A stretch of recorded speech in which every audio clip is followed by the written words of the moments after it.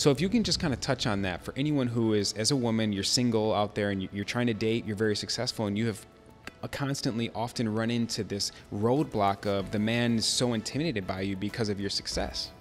I think that, and this is a question I get asked a lot, you know, for the ladies that are listening, you also have to make a list of who you would want to be in relationship.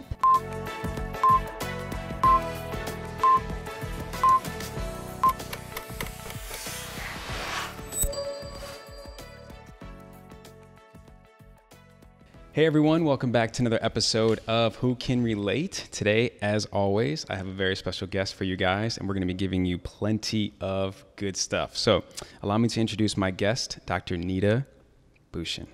She's a founder of Global Grit Institute, a former cosmetic dentist turned best-selling author. As I like what she gave me, which is she decided to turn smiles, transform them from the inside out. International speaker, serial entrepreneur, advocate of emotional health, leadership coach, among many other things. And she decided to leave her 7-figure dental practice job to pursue her true passion and her purpose in life, which has also led her to over 45 countries. And there's many, many, many more things I can add on to this list as we're going to get into in the episode. But without further ado, Dr. Neeta Bhushan, welcome to Who Can Relate. Wow. Super excited to be here. Thank you so much. Of course. It's an honor, and I appreciate your time as I know you're a busy woman. So a little bit more background for everybody. One of my favorite things that I didn't mention here, because I waited for this, is you are a fellow Chicagoan. That's right. For sure. That's right. And again, all things Chicago, as we talked about, I think the first time we talked, you know, we kind of reminisced. And you actually are a rare Chicagoan because you're from the city. Oh, I'm from the city. Yeah. Like I'm from the suburbs. Everyone always says, I'm from Chicago. Yeah, and it's you like, know, it doesn't count. Exactly. It doesn't count. I'm like, you're a city girl. Okay. But yeah, so anything else you want to add aside from that? Yeah, I mean, I guess lover of life. Yeah. And mama. Yeah, you're a mom, you're a wife. It's true. Yeah, we'll It's get into true. all that. We will. But today, the main topics are, and I can't wait for people to hear your story, is overcoming challenges. What I also find very fascinating that you offer is this incredible balance of work-life balance, which please teach us all. And we're going to be talking about just self-care, self-love, and self-awareness. But again, let's start with a little bit more of your detailed personal background story, which again will in turn lead us to overcoming challenges, because I know you overcame a lot. Oh, yes. You know, and thank you for that, Justin. Sure.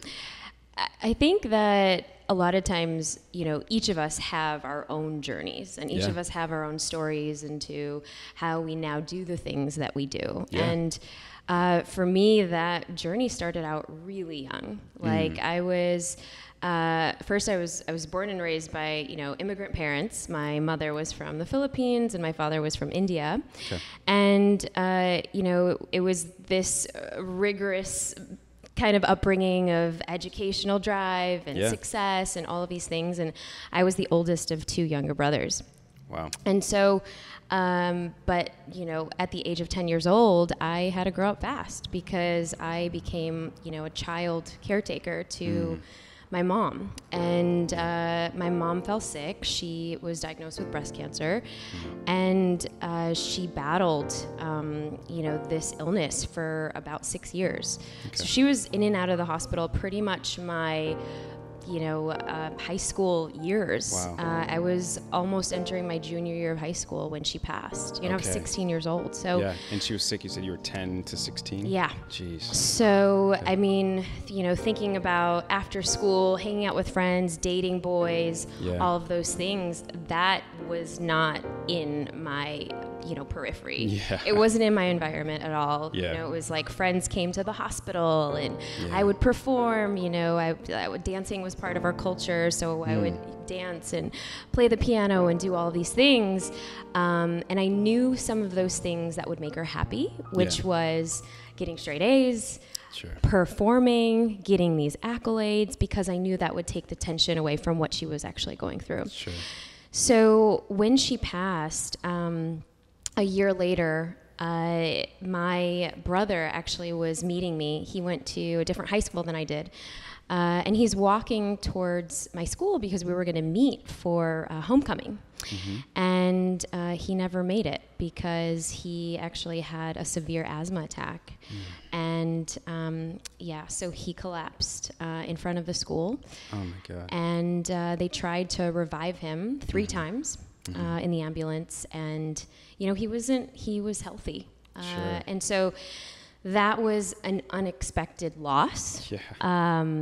That, to this day still shakes me up. Sure.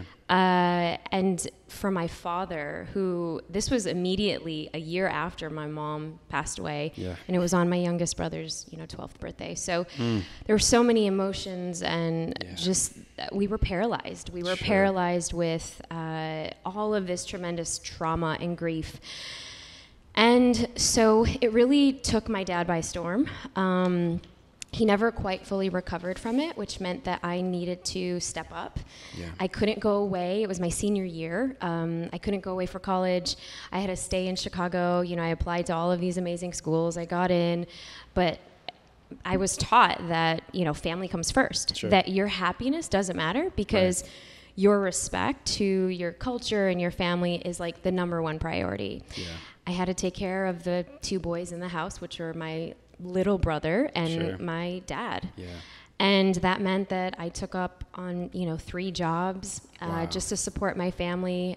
So it was tough times. I mean, fast forward, I wish I could say that's it, but there's more. But fast forward to 2 years later, and we were really starting to heal and come out of this like dark cloud that just seemed never ending.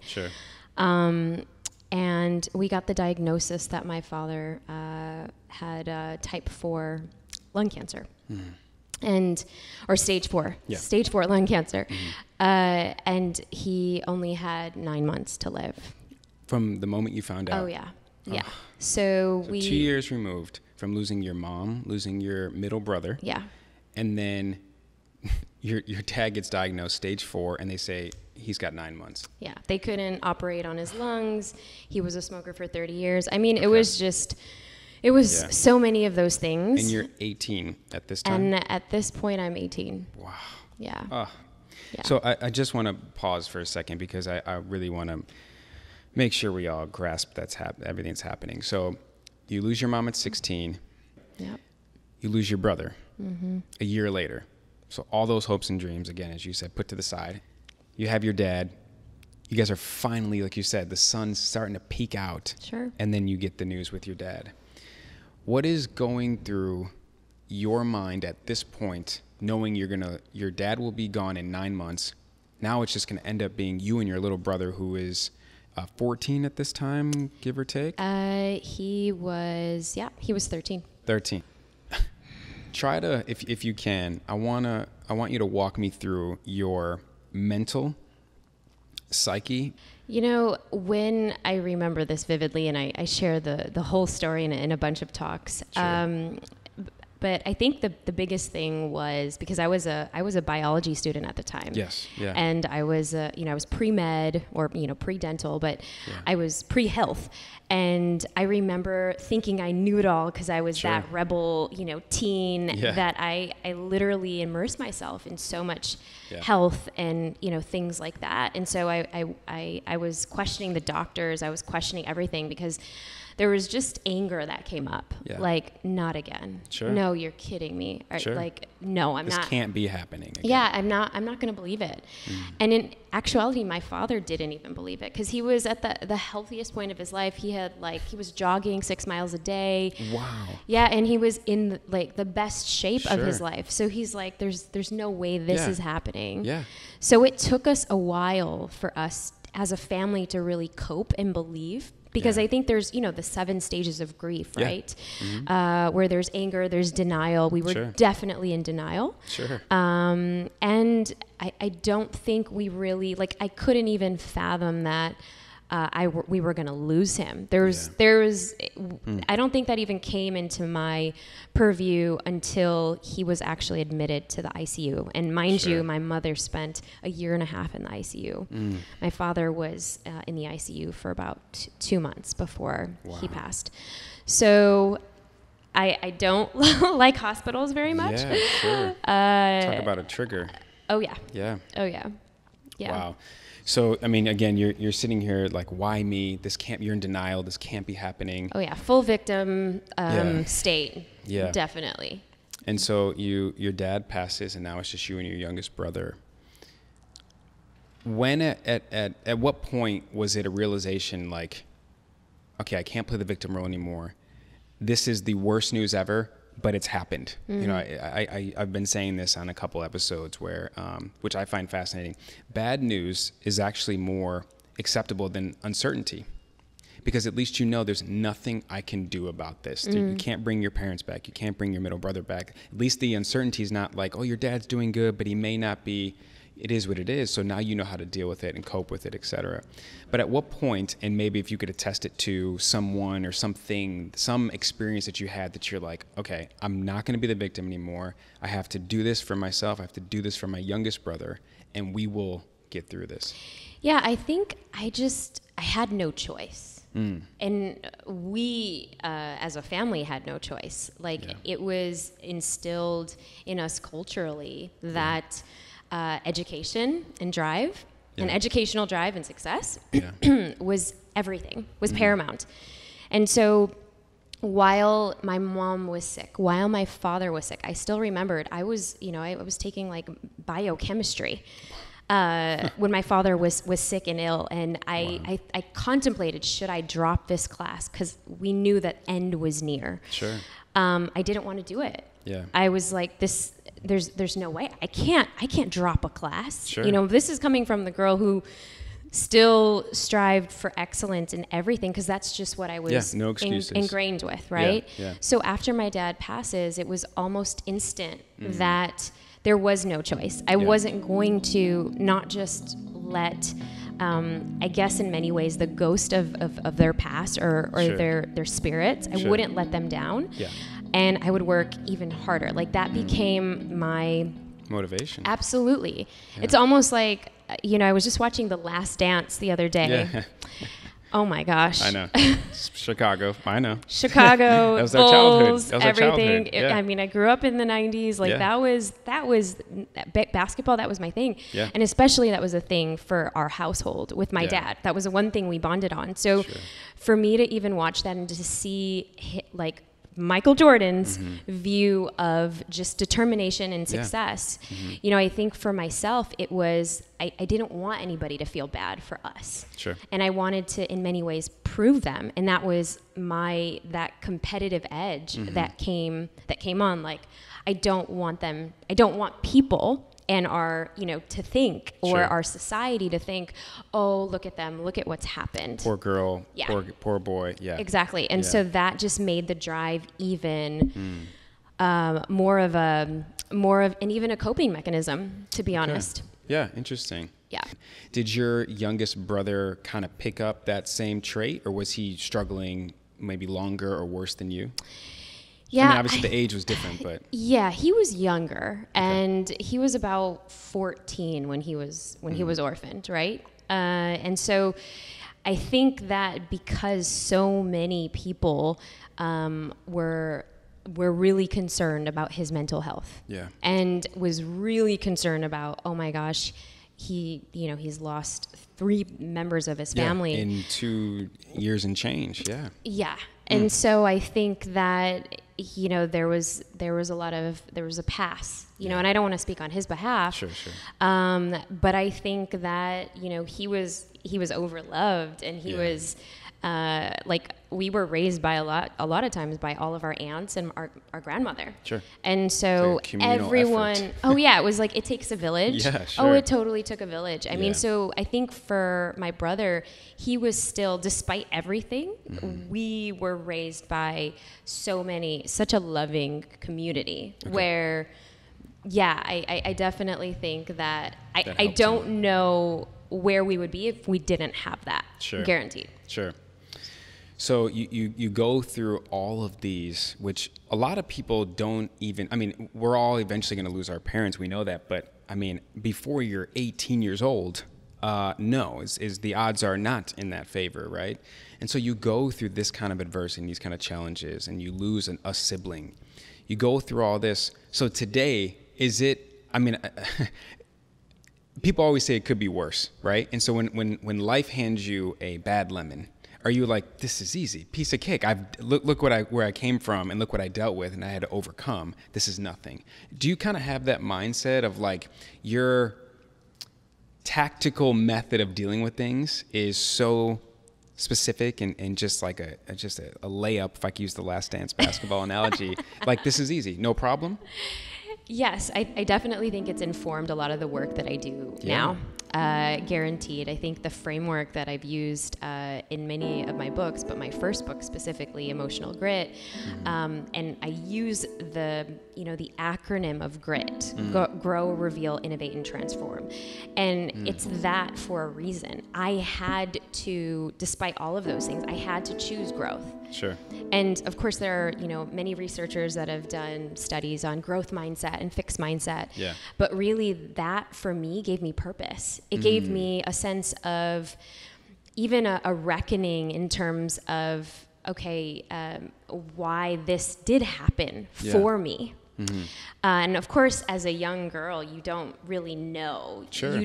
I had faith, and we were raised on many faiths. My dad was Hindu, and my mom was Catholic. We went to the Sikh Gurdwara, which there are a few in Chicago. So we were surrounded by a lot of faith. And I think also, number two, faith was that factor of it brought community, which is why I'm such a big proponent of community, even in my settings today. Because I think that you cannot go at it alone. There's no way, like I'm not anybody's hero or shiro. Yeah. I had a lot of, external people. And I think that whether people are getting a new idea for the first time, or jumping out on their own, or doing something new, leaving a relationship, starting a family on their own or with somebody else, they need support to do that. Sure. And so I think that, as you say, as life hands us lemons, for me, my life has been attributed to a lot of grit, a lot of tenacity, a lot of resilience.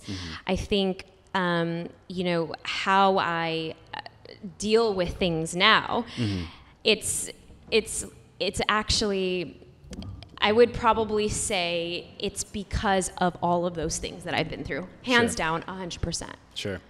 You mentioned the word support, and I'm sure your husband plays a big role in that now for you, right? He is probably, I'm sure he wears a lot of hats. He's probably his own community, right, of support for you. And, I guess, and this is a perfect segue, in someone who has the accolades that you do and all that's on your resume and all the hats that you wear, and you also like hats to wear, right? Like that. Not today. My question is, how do you and your husband, how do you guys find that work-life balance? I know everybody's different, right? Again, you have a little boy who's 3? He is almost 2. Almost 2. Sorry, I always think he's older. Maybe because he's tall and he's so like photogenic. Oh no, his features are already there. Yeah, right.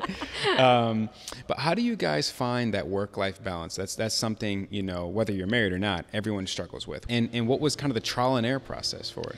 Oh man. Oh yeah. So, guys, if I were to share one thing, that is really that work-life balance, it doesn't really exist. Yeah. I'm sorry to break it to you guys, because as a mama, when I was pregnant, I wrote our third book. Okay. And so yes, my husband and I are co-creators together. We run a business together. We are co-authors together in a few books, and we co-hosts for podcasts. We are co-hosts for a podcast, and also we co-parent our son. So to say all of that is a lot of things, and I think that this goes down to what constitutes a really juicy relationship. Sure. That's a big one for my husband and I. We both were married before. Okay. Coming into this partnership and this relationship, we knew what were non-negotiables, Sure. that were not going to be, something that each of us were going to tolerate. Sure. And we also knew that we're both very ambitious beings. Like you said, he's so supportive, and of course, it's definitely based on his upbringing of what he saw in his parents, and what he wanted to really attain for his ideal partner. And so we would have these conversations about all of these things, what we thought about finances, what we thought about how to problem solve in relationship, even before we got together, just as friends. Sure. And I think, getting together now and having all of the layers and different kind of segments of our relationship, being able to have these conversations of, okay, whose lane is what lane, and understanding that it's not going to be balanced all the time, but how do you balance yourself in messiness, in times of chaos? I mean, in the deadlines that you have to do, especially if you are, an entrepreneur that has several different things going on all at the same time. It's a lot. It's a lot of stress. But I think the biggest thing is communication. Like, we check in. We actually have a process that we do in our home where every night, no matter what, if he's having a boys' night, if I have a girls' night, if we're having friends over, family over, we always check in and we're like, okay, what's your 3 big wins? And basically it's our gratitude practice. Love it. Where no matter what, he's probably like almost dead asleep, but he'll know and he'll tap me. Okay, babe, your 3 big wins, I love it. So we'll do that because it really centers us, even in the midst of the chaos, or maybe if we had a little, scuffle or disagreement, which of course happens in relationships. And I think that's a good thing, but I think that's what centers us, because it brings us back to, okay, looking for the great moments in the day, even if you're riding through some crazy things. And last year was crazy. We launched my husband's book. It was his 4th book, or his third book, while I was giving birth. So it was bananas. It was bananas. But even during that time, we were still able to just commit to that ritual for us to do as a couple. So, and you mentioned that it brings you back to center, but it brings you guys together. Oh, again, absolutely. If like you said, you go through a scuffle and there's a rough day, a bad patch there, but it brings you together no matter what. And there's that understanding, that agreement. And communication is so key. And as I've learned and continuing to learn, that communication is a 2-way street. It's not just a 1-way street.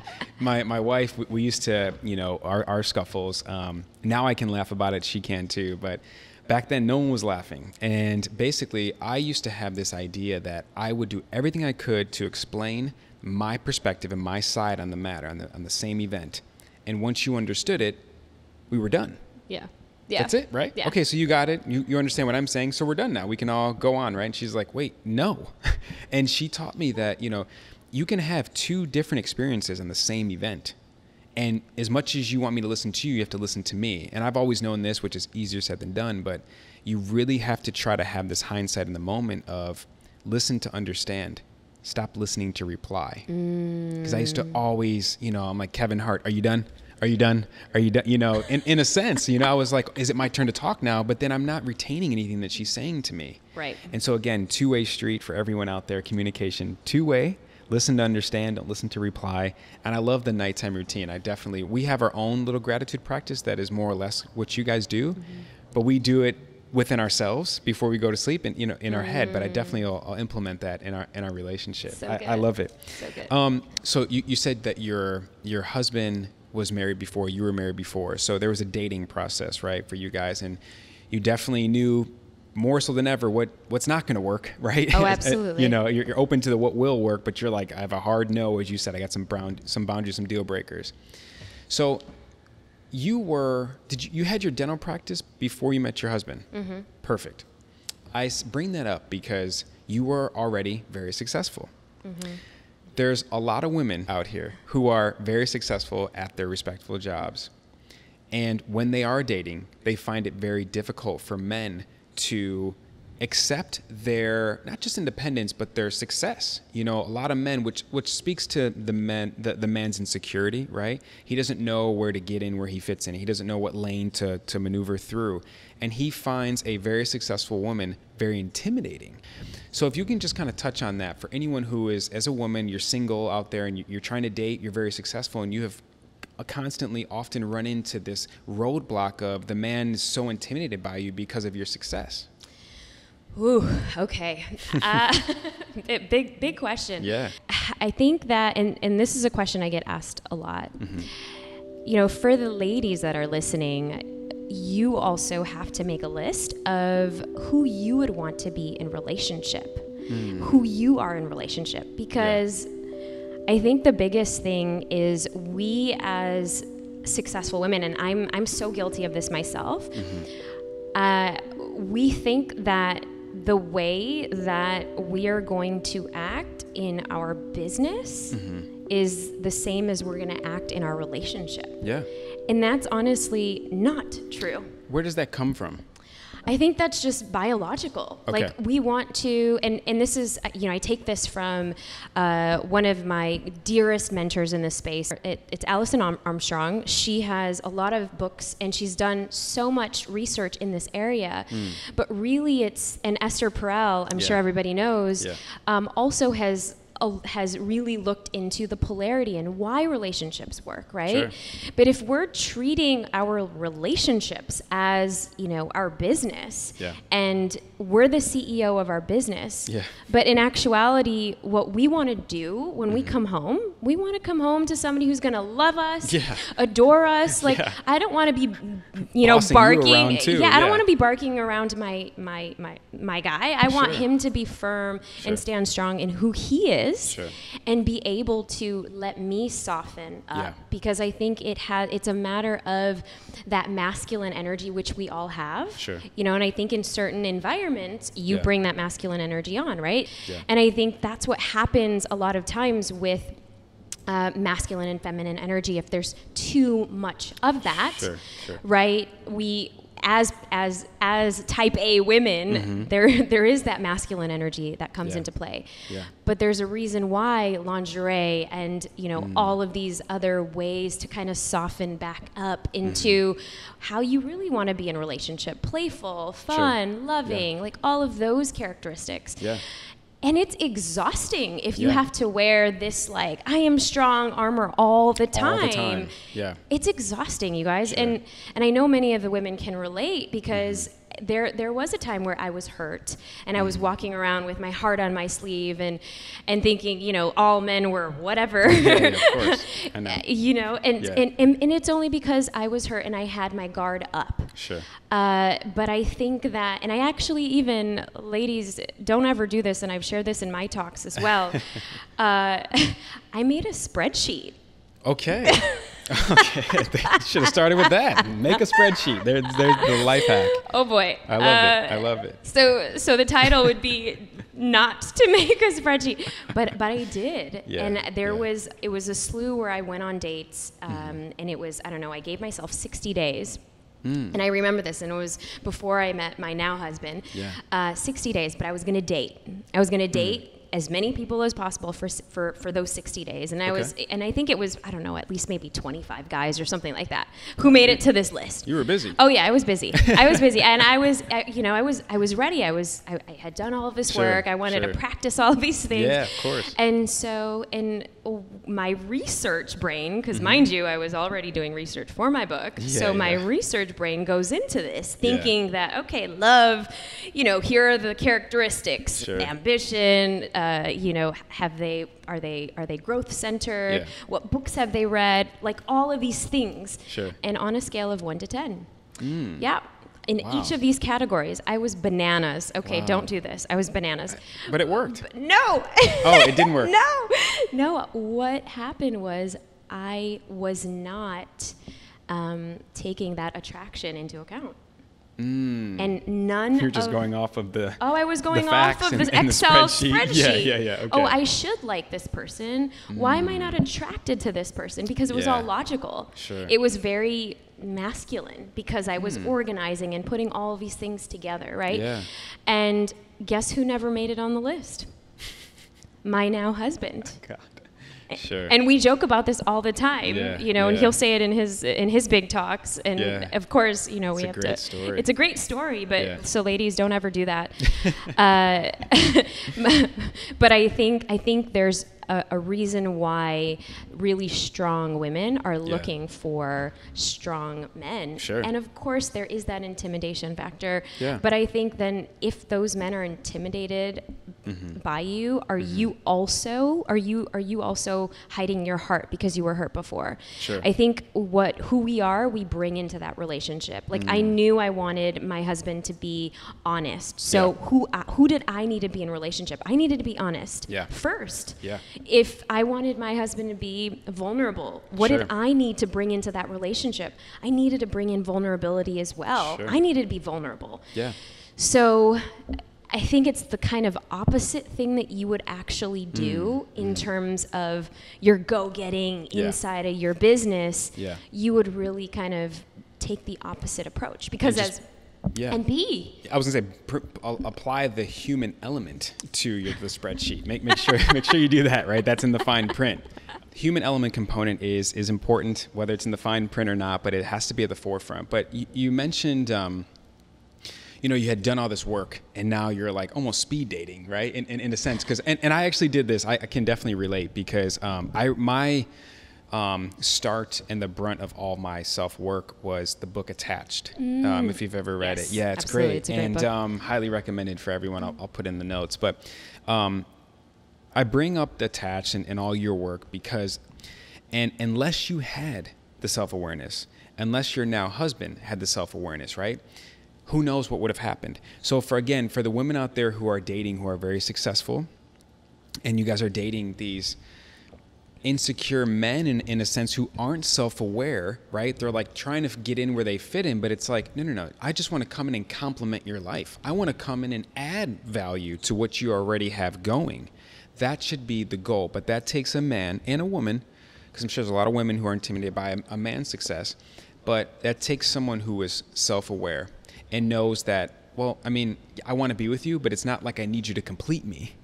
I've already, hopefully at that point, with all the work, am self-complete, if you will. 1,000%. Again, through the self-awareness. So make sure, again, ladies, if you're out there listening, you have this problem, the goal is to try to find someone who is self-aware and understands that, okay, it's not about we'll figure that out down the road. How can I help you? How can I elevate you? How can I keep what you already have going, you worked so hard to get? How can I keep that going and, again, add to that? So that's kind of like my little takeaway from it. But I'm sure, and a little bit back to your story, I'm sure throughout the time of, dating and the time of, launching your books and your businesses and obviously touching on a little bit of how your teenager years were, I'm sure there were moments where you had self-doubt and self-deception and I don't know if I can do, whatever insecurities, we all go through them, right? So I just wanted to talk about that. And I know we talked on a pre-call earlier about, the whole transitioning from one space to the next, whether it's one career to the next, et cetera. And that's where global grit comes into play. Yeah. So let's talk about it. Yeah. Wow. I still remember the day that I knew I wanted to leave dentistry and actually sell my practice. Okay. I had just, got done with a 3-day medicine journey. And I was... What kind of medicine journey? Journey work? Yeah. So yeah, that's part of my healing process. And I remember... when I did the 3-day plant medicine journey, which was ayahuasca. Okay. And, many times they say it's, 10 years of therapy in one night. Yes. And I knew that there was something more that I wanted to do. I just didn't know what that looks like. And I know that for many of you listening, you know that there's something more out of you. You're just unsure of what that path was. Sure. Like I knew I was already excelling. Like our practice was growing. We had already, gotten funds to build another like extension to our already growing office. Yeah. I was already hiring people. I was working less, and our revenues were increasing more simply because of just my leadership.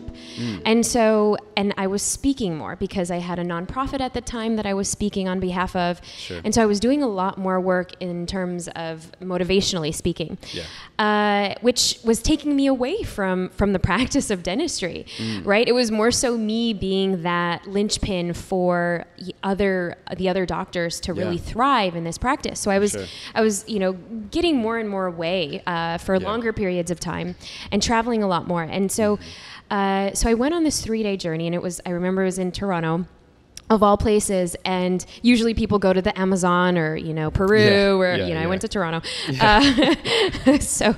But it was powerful, and it was just and this would probably be another episode, but I'm just gonna, if I would sum it up in one word, it was just an awakening. And it was an awakening on so many levels. And what I did, later that, I remember I came back on a Monday, but I remember on that flight back from Toronto to Chicago, I made an entire list. Another spreadsheet? Almost a spreadsheet. It was almost a spreadsheet. It was probably a Word doc, but it was literally a list of all of the things that I needed to do and figure out what would it take for me to actually retire from the profession. Wow. Because this was towards the end of 2014. Okay. And I made the intention. I said in 2015, I will sell my practice. I didn't know how or what or where. I didn't know, I knew I needed to figure out my finances because I was always sure in that area before I leaped to do any sort of decisions. But it was a lucrative profession. And it was, it was 7-figure plus, right? Like life is good. Life is great. Like why would I rock the boat? I mean, I was the poster child for a lot of the younger kids and the pre-health kids in my little, society and community where a lot of these kids, and they looked up to me, and a lot of their parents were like, what are you doing? What kind of cult did you join? What are you, what are you? Where's Neeta? Because she wasn't there. What have you done with her? Right. So there was definitely a lot when you're not getting support from your closest people around you, and that was my aunts, my grandmother, all of these people. But they had no idea what I was doing. First of all, I didn't know what I was doing. I just knew that I needed to leave Chicago and I needed to exit the profession. And so then the universe, God, whomever, started to make that way for me. And 6 months into the year of 2015, I sold my practice. Was there a lot of self-doubt? A ton. Of course. A ton. Are you kidding me? Are you kidding me? Every single day I was reminded of this decision by my very amazing aunts and uncles. And I think they wanted to protect me. They thought, she'd been through so much. Is she doing the right thing? But she's always been okay. Is this just a flop? So everyone was like preventing this whole thing from happening. Walls for you. And I knew that I needed to move to San Francisco.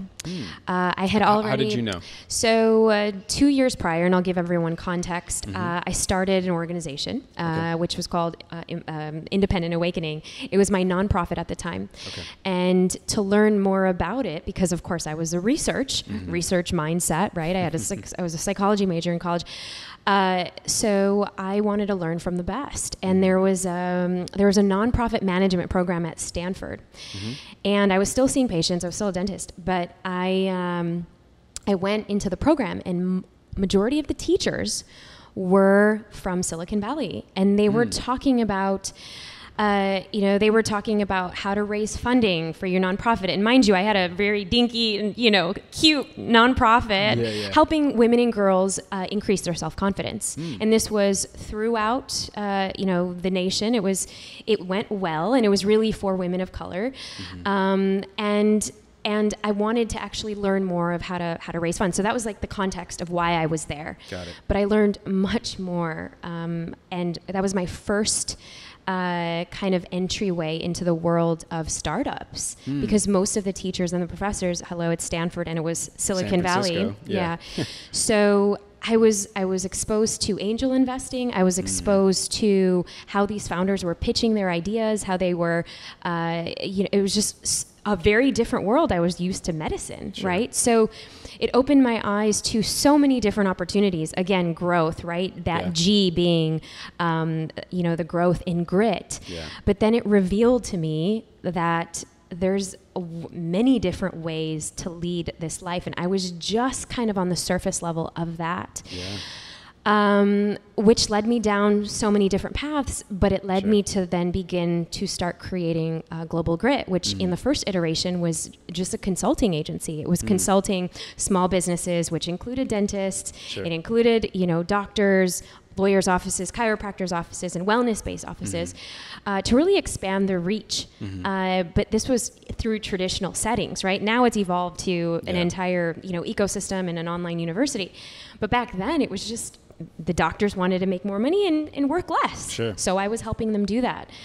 But was there doubt in all of this? Absolutely. Yeah. Who am I to start this nonprofit? I did it anyways. Who is this dentist to start, being a mentor to startup founders in Silicon Valley? That was me. I was, I realized that because I was always the big fish in everything that I did in Chicago, bringing people together, getting, top level folks together and females together, because I had lost a community when I walked away from my first marriage. I had to rebuild that again. And obviously that's become part of my story, why community is so important.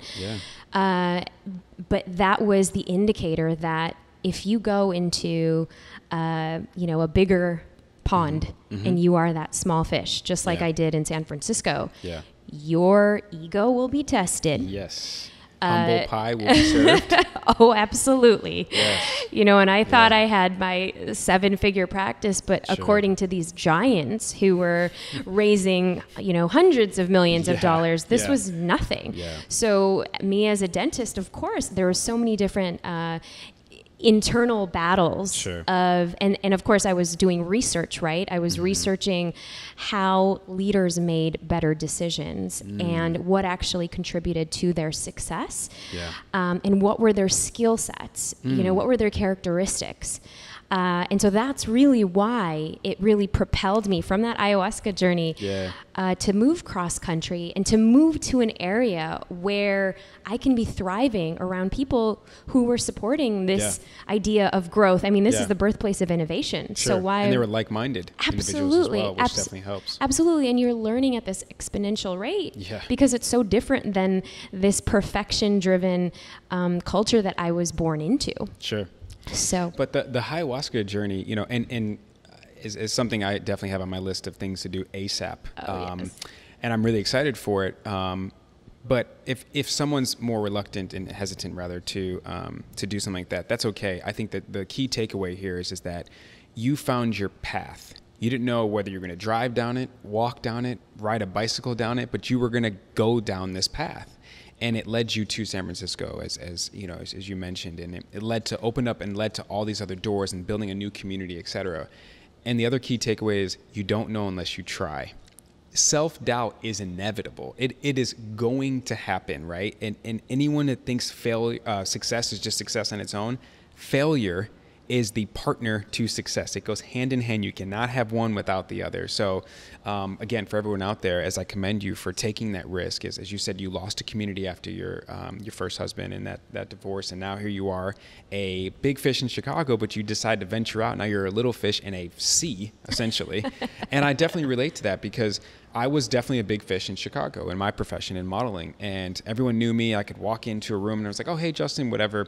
And, it didn't necessarily go to my head in a conceited way, but it definitely gave me confidence that I didn't have to worry about self-doubt in that regard. I move here and I'm like, oh, there's 90 of me, you know? I was like, I definitely have a unique personality. I got that going for me, but I definitely had some self-doubt. I had been modeling by the time I moved here for 13 years. Wow. And I'm now going to castings with butterflies in my stomach. And I have self-doubt, like, am I worthy of, you know? Oh, absolutely. So it definitely messes with you. And again, I just want people to manage their expectations because it is a part of every single person. I don't care how successful you are or where you are in your life. And comfort and growth, as I always say, cannot coexist. No. And part of my growth process is really, I can attest it to self-acceptance and the self-growth and self-love, which is so important. I always tell people who are kind of going through some things and people pleasers, right? I say, listen, the more you love yourself, I promise you, everyone around you will benefit and will thank you for it. Absolutely. So as you mentioned your bedtime routine, which is a form of self-love, I know it's gratitude, but it is a form of self-love and obviously a form of love between your husband and you. Yeah. What else can you attest self-love, self-care? What does that mean to you? Where does that rank in your life of priorities? Oh my gosh, yes. I've created several different videos about this. And, yeah. And one of the tools inside of my first book, Emotional Grit, is another acronym. Hello, love the acronyms here. Yeah. But I think that self-love is the foundation to who you are every day. I don't know if I shared this with you, but before I actually got married again and found my husband, I actually married myself in Bali in 2015. Wow. Is this before the ayahuasca journey? This was actually after the ayahuasca journey. Wow. So you had your ayahuasca journey where everything made sense now. It was so clear. And then you go to marry yourself in Bali. Talk about self-love. Let's talk about it. So some people would think that, oh, girl, that's woo-woo. What's up with you? What planet are you on? Yeah, exactly. Yeah. But really, what I mean by marrying myself, this was really an acknowledgement of my worth. And I think for so long and for so many women I can resonate, like I was looking for worthiness in other people. Yeah. I was looking for acceptance because I was obviously so different, having already, being a mixed lineage, and then people are trying to figure out what you are, who you are. That's a different story. Yeah. But then also it's like when you get to talk about, oh, what do your parents do? That's like the quintessential question as a younger person. Sure. I didn't want to get into that. I didn't want the pity. I didn't want to get into that. So I started becoming a, question asker. But going back to, really understanding, instead of serving so many people and being that people pleaser, I could only do that for myself first. Sure. And which has been, such a monumental point in everything that I do. Yeah. And one of the key mottos, that I teach now is yes, to serve love. I even wear it on my wrist. But it's to serve love to you first. To fill your cup up first. And I'm a mom, you guys, to a toddler that needs me. So that's hard. And sometimes, he's crying in the morning and I'll let him cry for an extra 2 or 3 minutes. Sure. Just so I can get my breathing in, And one of the things that has been so monumental for so many people reading the book is this concept that I coined called formos, which is basically your own rituals of your own self-care that you can do daily, or whenever you're in a stressful moment or in, during stressful times. And basically it's movement, mantras, which you already know, which are affirmations that you can pick, right? The one that actually led me through my deepest, darkest days, which were, I am bold, I am brave, and I am beautiful. And that was the mantra. Yeah. Music, we all got playlists that get us in the mood, in all kinds of moods. Yeah, yeah. There's a reason why Spotify and wherever, exists, right? Sure. And movement. I think movement, really understanding emotional health and mental fitness, which of course is a big word for this year, for so many people, really being able to move that emotional energy that many times is stuck because we want to avoid this pain. We want to avoid what we're going through. We want to avoid the emotions. So we numb it with a lot of things. Distractions, you name Absolutely. It. Vices, Yeah, vices, distractions. I mean, working, workaholic, right? Yeah. So, and then appreciation, that's the A, and then sense or sensory experiences, right? There's a reason why when you're not feeling good, you put on that favorite sweatshirt that's probably got rips and holes in it, you know, but you've kept it. There's a reason why you wear those fuzzy socks. Sure. There's a reason why when you go home to your mom's house, you can smell the aroma of that mac and cheese that she used to make when you were like 10, and that brings you home. That's comfort.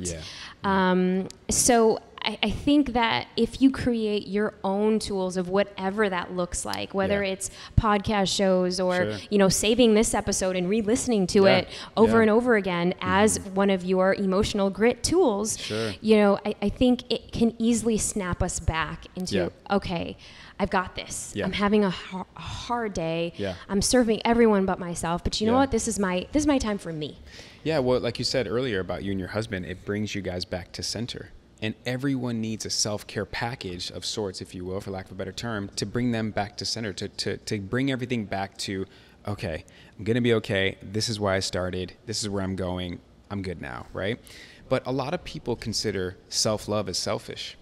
You know, well, what about this person? No, I need to do that. I need to be here for my son. I need to be here for my wife. I need to be here for my friend. But you're going to run yourself thin. That is not sustainable. You're going to burn out. I always use the analogy of a car. If you decide to get in the car in LA and we decide to drive home to Chicago, I'm pretty sure we're going to have to stop and get gas along the way. That's self-love for our car, okay? That is the self-love for you. You are going to burn out. You are going to run out of gas. And again, the more your tank is full, the more you can definitely, because it's going to overfill, it's going to overflow. Spread that love, right? And as much as our loved ones, as we try to please them, they want to see us happy, right? They want to see us good.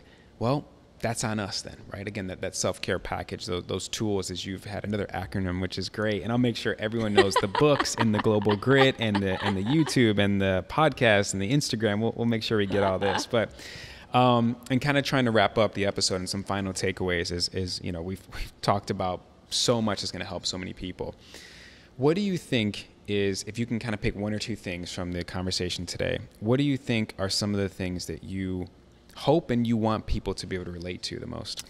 Yeah, that, you know, I think part of the human experience is going through the ups and downs. And, you know, many of us will be hit by things happening. Things happening outside of our control. Maybe trauma's happening.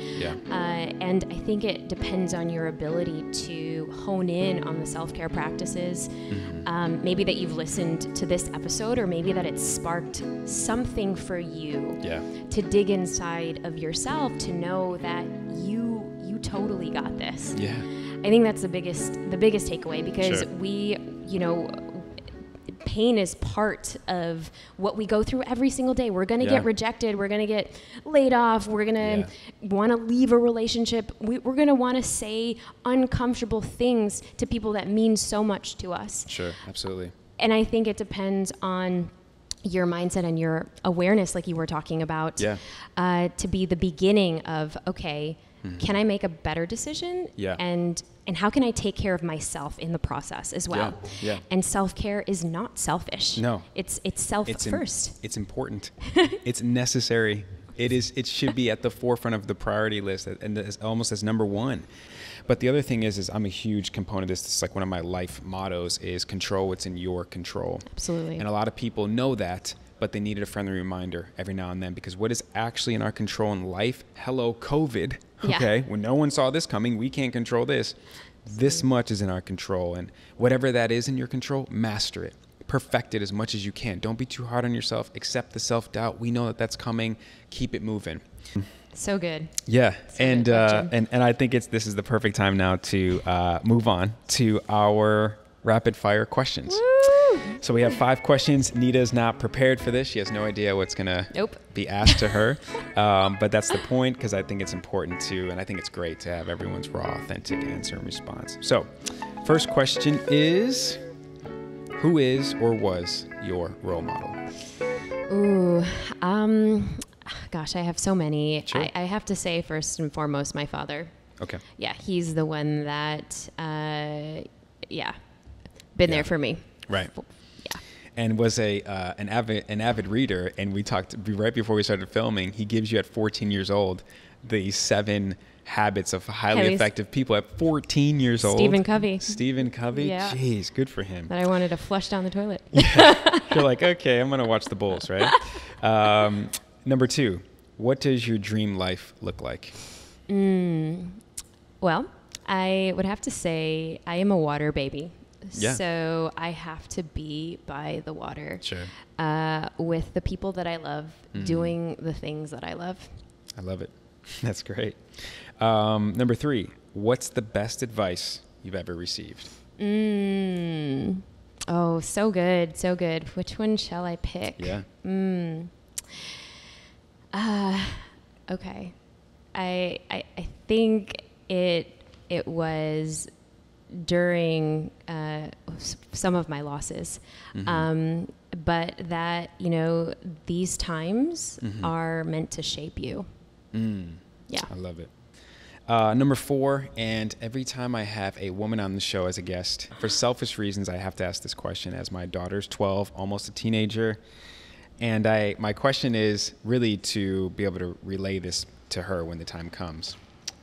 What advice would you give teenager Neeta? Obviously, your teenage years were, we talked about it.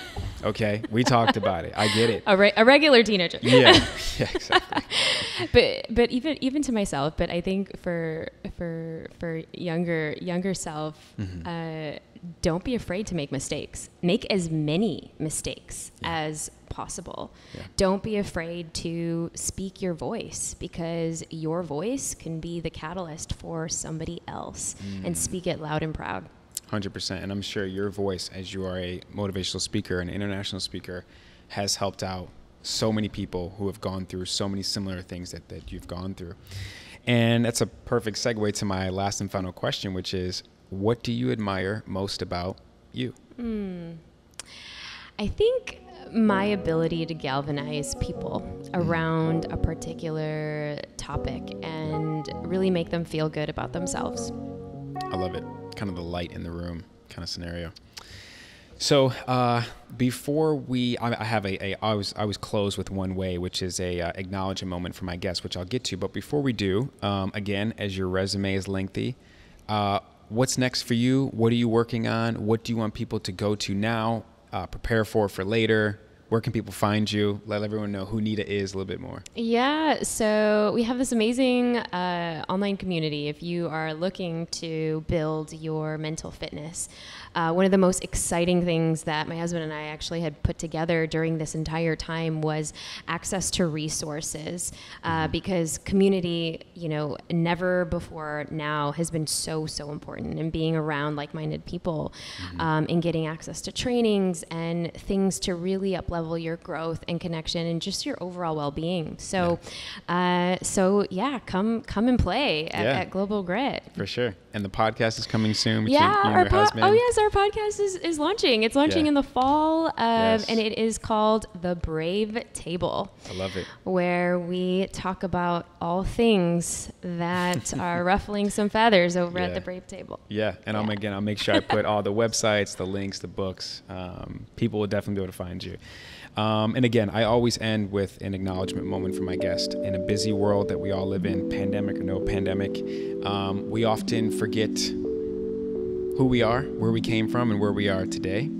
And I just wanted to acknowledge you and say that I know I can speak on behalf of everyone else, appreciate you and what you do, all that you went through, all that you endured, and deciding to make the choice of, this is not going to ultimately define me. I will be better. I will be okay. I'm going to get through this. Your son and your husband are the lucky ones, right? We all are. But again, your son to be able to look up to a mom like you are will, as I know you know it's coming, but that day will be a day you'll never forget. So he has a lot to look up to, and please keep aspiring to inspire as you've inspired me, and you will everyone else watching this. Thank you for your time. Thank you for doing this. Oh, Justin. And we'll have to do it again. Definitely. This was amazing. Cool. Thank you. Thanks for coming on. Yay. Cut.